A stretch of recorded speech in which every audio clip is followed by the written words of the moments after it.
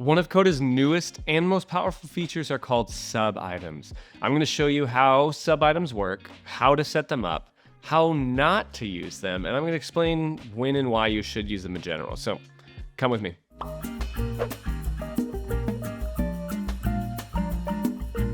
All right, so here I am on my Coda document and I've got tasks. Tasks are kind of the quintessential scenario where people use subitems. So let's first set them up. We've got market research, feature prioritization, user experience testing, roadmap update. These are obviously large buckets of tasks that can't just be marked as in progress or completed, because there's likely going to be things that we need to do with them. So in order to turn on subitems for my task, I'm going to go to the table options. I'm going to go over the table and press options. If your document is locked, you won't see this. You need to unlock your document first, but let's go to options, see all options, table display. And in this spot, we're going to see a lot of table options. Right in the middle, you're going to see subitems. Let's turn them on. All right, so it's letting you know, like, be sure you want to turn these on? Yes, because you already clicked the I want to turn these on button. You've got some settings here, but let's go to their settings itself. It's going to remind you what they are, and now it's going to remind you what these columns are as well. So whenever you turn on subitems, you add 2 columns to your table. So this is my task table. If I go to options, columns, you'll actually see that 2 columns were automatically added to my table. Let's surface them so we can see what's happening. So right now, market research has no subitems. How do I make a subitem for market research? Well, let me click this.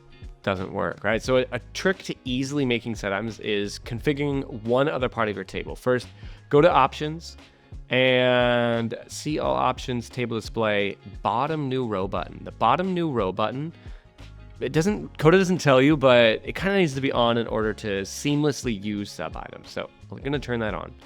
You'll notice now that these become clickable. Click, and a new little button shows up below that says new subitem.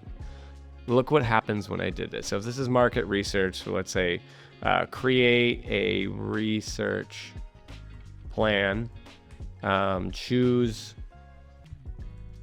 staff to research, and then let's say conduct research. What's cool now is with these subitems, I can go ahead and collapse that arrow. You'll see a couple things have happened. First off, subitems as a column has automatically filled with the subitems that we've created. Also, this arrow has turned black. The black arrow just shows or indicates, hey, this thing has subitems in them.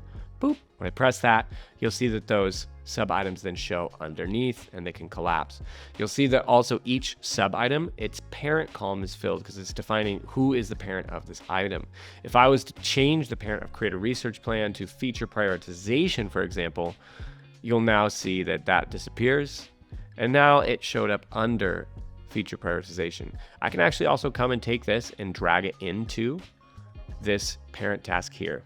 Pretty cool. So a couple different ways you can make your actual subitems. I'm going to hide these. These don't need to be and probably shouldn't be shown. So now I can see that I've got this many tasks and I've got this many subtasks and subitems here. A couple things we can do with this that makes it a lot easier to use. First off, sometimes I like to highlight my parent tasks to make them more visible. So let's go to conditional formatting, and we're going to leverage those parent and subitems columns. So it's important to remember what those columns are. And I'm going to say, hey, if the subitems is not blank, then make it gray. Boom. That's pretty cool now, because now if I come to market research, you'll see that this indicates it has other ones under it. If I go and add things to roadmap update, you'll see instantly that becomes gray. So now this is indicating to my user, hey, this task here has other things underneath it. So that's kind of just a nice trick that you can use in order to show those subitems and subtasks. All right, one thing to notice about subitems, because now I want to talk about when you should and when you should not use these, because they are really powerful, but if you use them all over the place, it's going to make your docs confusing and honestly just not work correct. So subitems with tasks are a perfect example. When I talk about a table and I talk about its columns, we call that the schema of the table. It's how the table is organized. It's schema. So the schema for our tasks is that a task has a task name, a description, a due date, an assignee, and a status. Similar for subtasks. Subtasks have the same schema. Subtasks have task names, descriptions, due dates, assignees, and statuses. I can even add more subtasks here. Choose a research staff. Choose a really good staff member. Right? It doesn't matter if I have a task, a subtask, or a sub-subtask. I'm going to have the same schema.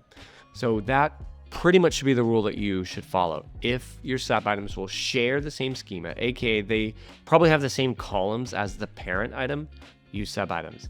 Here's an example where it would not be a good idea. So let's say I am building a CRM, and so I've got a table of opportunities that I'm pursuing. And let's say that I want to build out interactions. So I want to track, when and how have I interacted with green solutions. If I go in here and I turn on sub-items, turn them on, and I scroll down this, it might be nice to see my interactions here, but you'll see that all my sub-items inherit the same schema as this. My interactions don't have a stage, they don't have a deal value, they don't have a close date. My interactions have a different schema. So my interactions should probably be a new table in this case.